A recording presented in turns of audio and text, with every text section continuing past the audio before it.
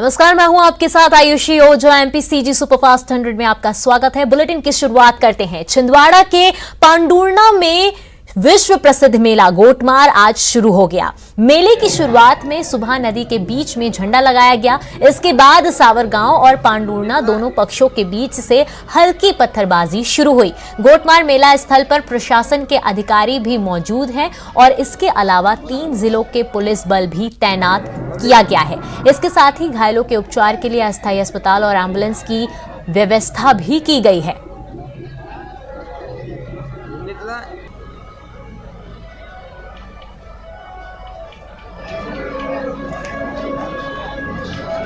तो छिंदवाड़ा के पांडुर्णा में विश्व प्रसिद्ध मेला गोटमार का आज से शुरुआत हो गया है। इसकी शुरुआत हो गई है, आज से आगाज हुआ है गोटमार मेले का।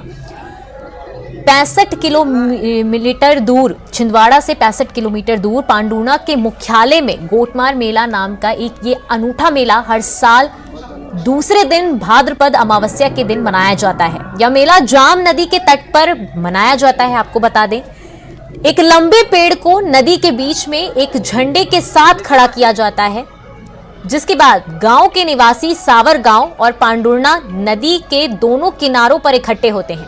जो जाम नदी है उसके दोनों किनारे ये गांव के लोग इकट्ठे होते हैं और फिर पत्थरबाजी का दौर शुरू होता है।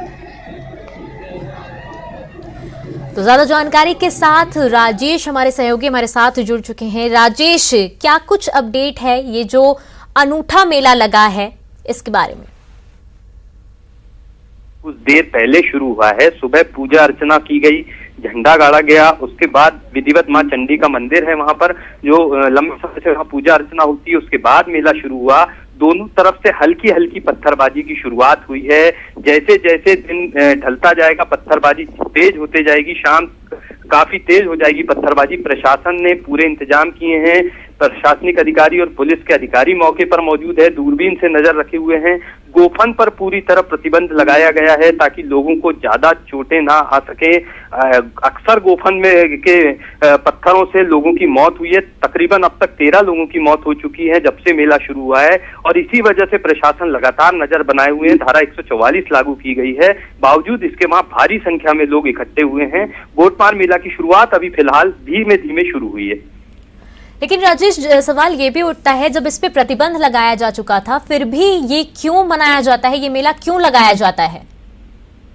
जी देखिए, ये हर साल ये कयास प्रशासन लगाता है, हर साल बैठ के लेता है कि मेला प्रतीकात्मक तौर पर शुरू किया जा सके और उसमें किसी को कोई चोटिल ना हो और उसके बाद इस मेले का समापन किया जाए। लेकिन लोगों का कहना है कि ये धार्मिक आस्था से जुड़ा हुआ है।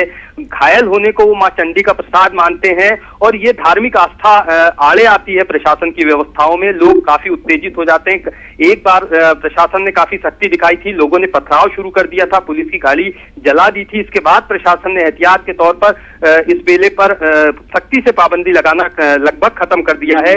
प्रशासन के अधिकारी वहां मौजूद होते हैं।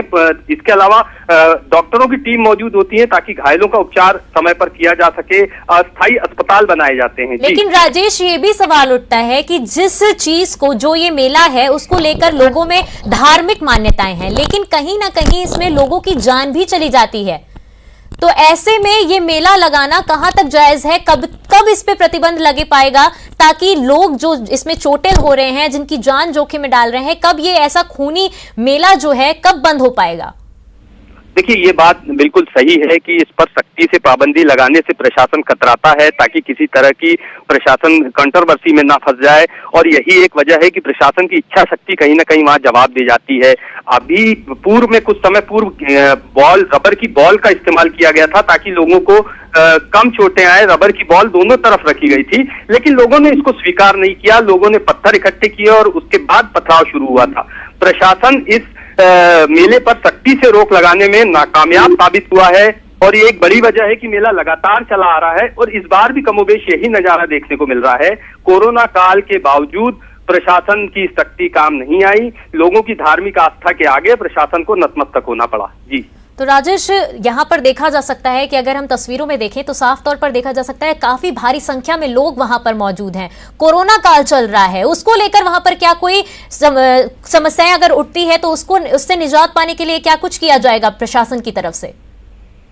जी देखिए, ये तो बिल्कुल ठीक बात है कि कोरोना की तीसरी लहर का अंदेशा प्रशासन के सामने है। प्रशासन जहां तमाम व्यवस्थाएं कर रहा है, उसके बावजूद इतनी बड़ी संख्या में लोगों का इकट्ठा होकर पथराव करना प्रशासन की कहीं ना कहीं असफलता का एक कारण माना जा रहा है। इंतजाम नाकाफी है। प्रशासन ने केवल कागजों में आदेश जारी कर और प्रचार प्रसार करके अपने कर्तव्यों की तिरछी कर ली है और कहीं ना कहीं ये मैसेज देने की कोशिश हुई है कि हमने जरूर एहतियातन संदेश जारी किया था, आदेश निकाला था, लेकिन लोगों ने पालन नहीं किया और प्रशासन धार्मिक आस्था की आड़ लेकर खुद को बचाता है। और यही एक वजह है कि ये खतरा कहीं ना कहीं आगे नजर आएगा।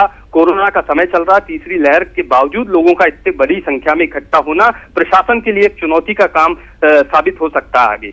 तो आखिर कब तक प्रशासन अपनी नाकामी छुपाते फिरेगा? कब इस पे एक संज्ञान लिया जाएगा? एक तरफ देखा जा रहा है तीसरी लहर की आशंका जताई जा रही है, वहां पर लोग इतने इकट्ठा हो रहे हैं, साथ ही जो ये धार्मिक मान्यता है, जो लोगों का पथराव की तरफ जो धार्मिक मान्यता है, उसको लेकर भी एक बड़ी चुनौती सामने खड़ी होती है।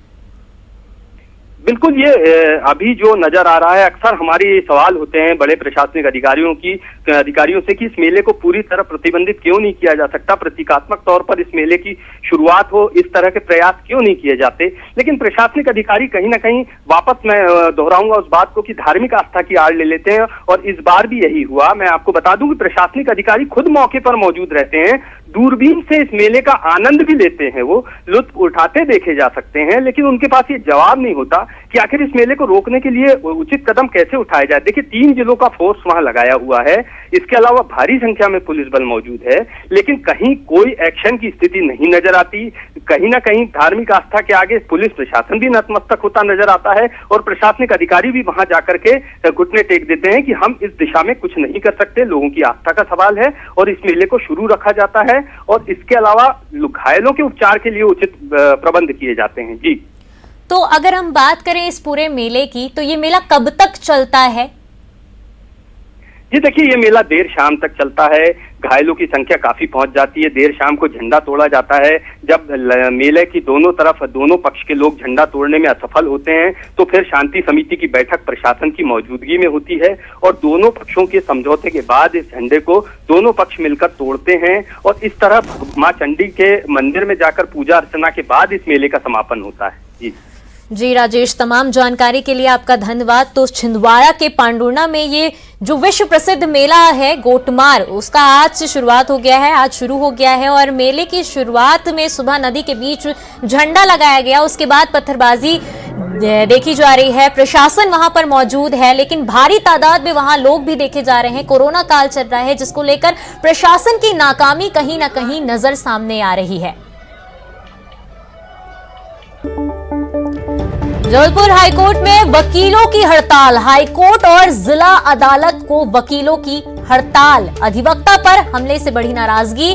वकील नहीं कर रहे न्यायिक कामकाज। वकील पर हुए हमले के विरोध में प्रदर्शन किया जा रहा है। एडवोकेट प्रोटेक्शन एक्ट की मांग की जा रही है। युवा अधिवक्ता पर जबलपुर में हमला हुआ था। तो जबलपुर की यह खबर हम आपको इस वक्त बता रहे हैं। जबलपुर हाईकोर्ट में वकीलों की हड़ताल देखी जा रही है। वकीलों ने हड़ताल कर रखा है।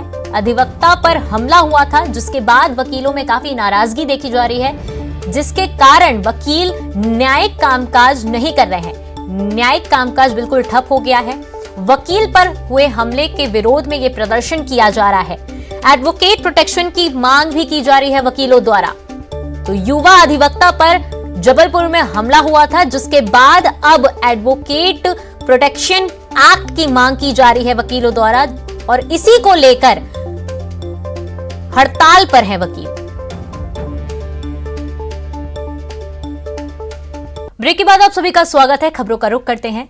खरगोन में जेल में युवक की मौत पर हंगामा हुआ है। बिस्तान थाने पर पथराव और तोड़फोड़ किया गया है। 100 से ज्यादा लोगों ने पुलिस पर हमला बोला है। पुलिस वाहन में भी तोड़फोड़ की गई है। हमले में 3 पुलिस कर्मियों को भी चोटें आई है। पुलिस ने अश्रु गैस छोड़ भीड़ को खदेड़ा, जिसके बाद लूट डकैती के आरोपी बिसन की जेल में मौत हो गई थी। 3 दिन पहले बिसन को पुलिस ने गिरफ्तार किया था। बिसन समेत 12 लोगों को गिरफ्तार किया गया था। एसडीएम, एसडीओपी सहित भारी पुलिस बल मौके पर मौजूद है। खरगोन की ये खबर हम आपको इस वक्त बता रहे हैं। ज्यादा जानकारी के साथ हमारे सहयोगी आशुतोष हमारे साथ जुड़ चुके हैं। आशुतोष, क्या कुछ वहां का माहौल है इस वक्त? आयुषी में बताना चाहूंगा, पूरा घटनाक्रम है। एक आरोपी गिरफ्तार किया गया था, 12 आरोपी को पकड़ा गया था, उसमें एक आरोपी की मौत हो गई थी। उसके बाद बिस्तान जो खरगोन जिले का थाना है, इस पर आदिवासी करीब 100 से अधिक आदिवासी पहुंच गए थे और आज सुबह 10 बजे के करीब के आसपास की घटना है कि पथराव और तोड़फोड़ आदिवासियों ने किया। आदिवासियों का आरोप था कि पुलिस के टार्चर करने की वजह से आरोपी की मौत हुई है। ये एक पास में ही केराकुंडी गाँव है कि जहां पर लूट और डकैती के मामले में 3 दिन पहले 12 आरोपियों को पुलिस ने गिरफ्तार किया था और उस दौरान बीती रात करीब 2 बजे के आसपास बेसेन जो 35 वर्षीय आदिवासी है उसकी मौत हो गई थी। उसके बाद पूरे आदिवासी जो लोग थे वो गुस्साए थे और थाने पहुंचे थे। हालांकि अब स्थिति नियंत्रण में। मौके पर एसडीएम सत्यन सिंह, एसडीओपी सहित भारी पुलिस बल तैनात कर दिया गया। मृतक जो है आदिवासी, उसका पोस्टमार्टम कराने के लिए भेज दिया गया। अधिकारियों से हमारी चर्चा हुई है। जो एसडीएम है उनका कहना है कि घटना बड़ी दुर्भाग्यपूर्ण है। पुलिस ने बहुत संयम रखा। 3 पुलिसकर्मियों को चोटें आई है और पूरी घटना की पोस्टमार्टम रिपोर्ट भी की जाएगी, भी कराई जाएगी और जो मजिस्ट्रियल जांच होगी उसके बाद जो भी तथ्य सामने आएंगे उस अनुसार प्रशासन के द्वारा कार्रवाई की जाएगी। आयुषी। आशुतोष, जो युवक की जो मौत हो गई है, उनके परिजनों से क्या आपकी बातचीत हुई है? उनका क्या कहना है?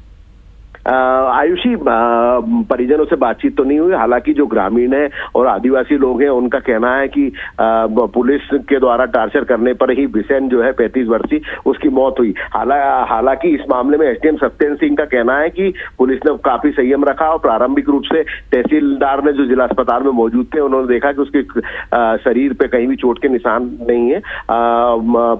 पोस्टमार्टम कराया जा रहा है। पोस्टमार्टम रिपोर्ट जो आएगी उसके बाद मजिस्ट्रियल जांच होगी। उसके बाद जो भी जिस प्रकार की कार्रवाई होगी उस प्रकार कार्रवाई की जाएगी। पर पूरे क्षेत्र में जो विशेष रूप से ग्रामीण अंचल कहा जाता है, आदिवासी दूरस्थ अंचल कहा जाता है, यहाँ पर आदिवासी में काफी आक्रोश है और जो भारी देखा गया और पुलिस ने बड़े संयम से काम करते हुए पूरी स्थिति पे नियंत्रण संभाल लिया। आंसू घोष के गोले भी छोड़ना पड़े। हालांकि 3 पुलिसकर्मी की सूचना आ रही, पर तोड़फोड़ काफी मात्रा में की गई। एक वाहन को भी क्षतिग्रस्त किया गया है और थाने में जो सामग्री थी उसको उठा के फेंक दिया गया है। लेकिन कुल मिलाकर अब प्रशासन की पूरी स्थिति नियंत्रण में। आसपास के थानों से पुलिस बल बुला लिया गया। बिस्तान सहित जो जिला अस्पताल में जहां मृतक का पार्थिव शरीर रखा है वहां भी भारी पुलिस बल तैनात कर दिया गया। जी आशुतोष, तो अब देखा जा रहा है कि अब आगे मजिस्ट्रियल जांच होगी और जो पोस्टमार्टम रिपोर्ट आएगी उसके आधार पर पता चलेगा कि जो युवक की मौत हुई है उसका कारण क्या था। तमाम जानकारी के लिए आशुतोष आपका धन्यवाद। फिलहाल इस बुलेटिन में इतना ही। खबरों का सिलसिला लगातार जारी रहेगा। एक नजर सुर्खियों पर।